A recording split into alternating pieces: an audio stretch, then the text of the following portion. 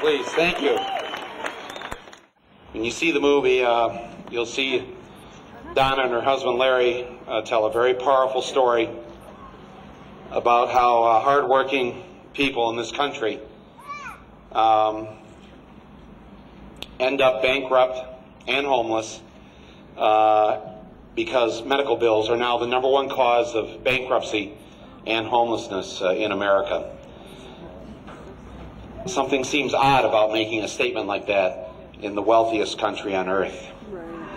And I thank Larry and Donna for sharing their story with me, and now with millions of people who will see what this very cruel economic system that we live under does to people who do nothing other than get up in the morning and work hard so that they can raise their families and end up with the crap being kicked out of them. So thank you, Donna. A system that is set up to be cruel to those who are the have-nots. In other societies, in other countries, they think it's the worst thing to do is to let too many people slip between the cracks. Because if you let too many people slip between the cracks, the whole society suffers. Yeah.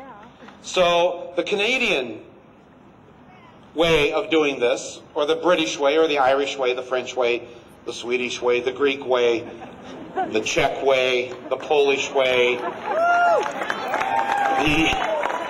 the El Salvadoran way, the Brazilian way, even in poorest Ghana. Ghana has just passed a universal health care act for their own people.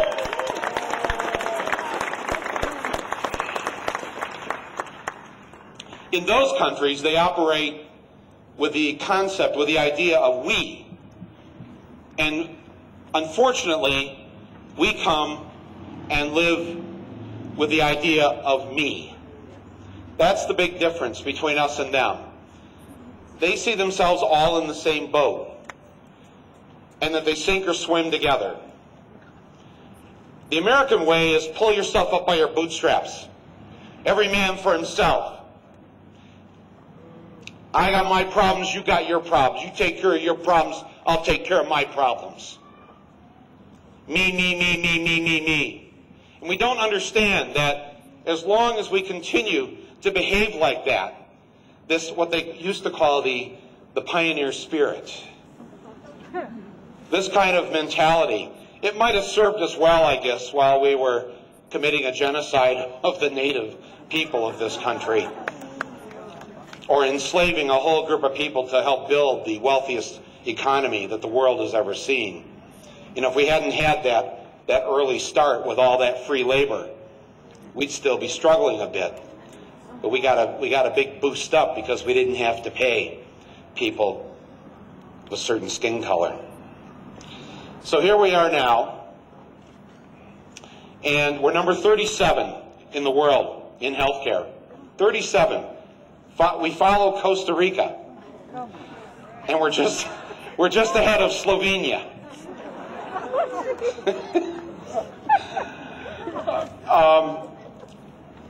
The pharmaceutical companies and the health insurance companies have a vested interest in keeping us sick. That's the only way they can make money, is to not provide real care to us when we're ill. And, you know, 30 years ago, there were 25 pharmaceutical firms that were working on cures and vaccines. 25 of them. Today there are 5. Now why is that? Because there's no money once you cure somebody. Once you cure somebody, they're not going to need your pills for the next 30 or 40 years. So the idea is not to come up with a cure or a vaccine. The idea is to, how can we make sure they continue to be sick, we'll maintain them so that they can at least get up and go to work and produce things for us, but keep them on the pills until the day they die. It's a genius system, isn't it? I mean, it really is. But that's not the way it used to be. In the early part of the first half of the 20th century, there were people like Jonas Salk, who invented the polio vaccine and essentially eradicated polio. And they asked him, they said, aren't you going to patent this for yourself? Because you're the inventor of it. He said, no, I'm not. That would be immoral. He said, would you patent the sun? The sun belongs to everyone. This vaccine belongs to everyone. He wouldn't take anything for it. That's the way it used to be. That's the way it used to be.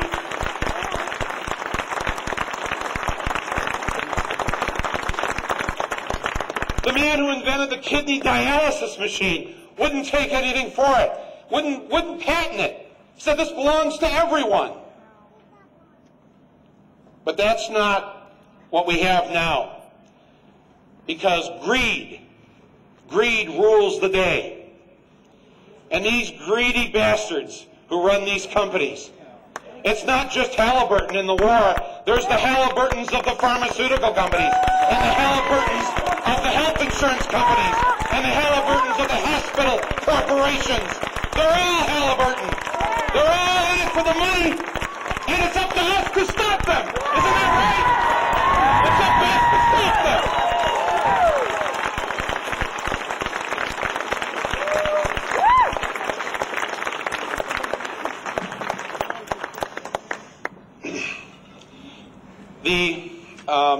These companies have already begun their attacks on me and the movie.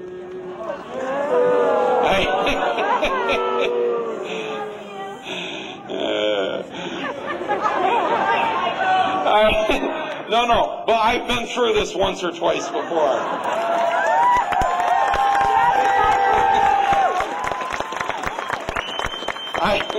I know what it feels like.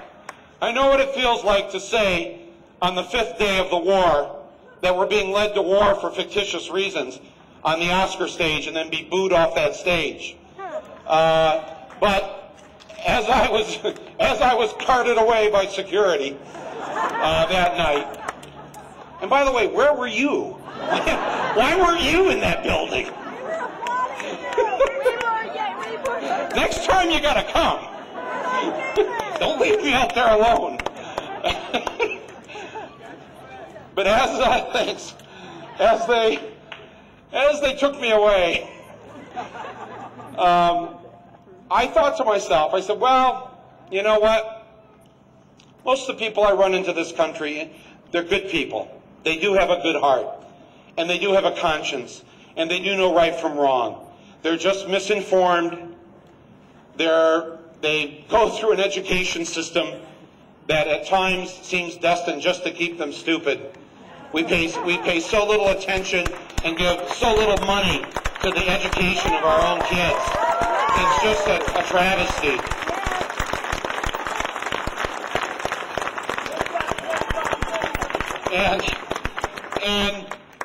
And then once, as adults, they're kept ignorant by a media that doesn't do its job, that doesn't ask the questions, that doesn't demand the answers. And I have to say, I actually hold our mainstream media more responsible for this war.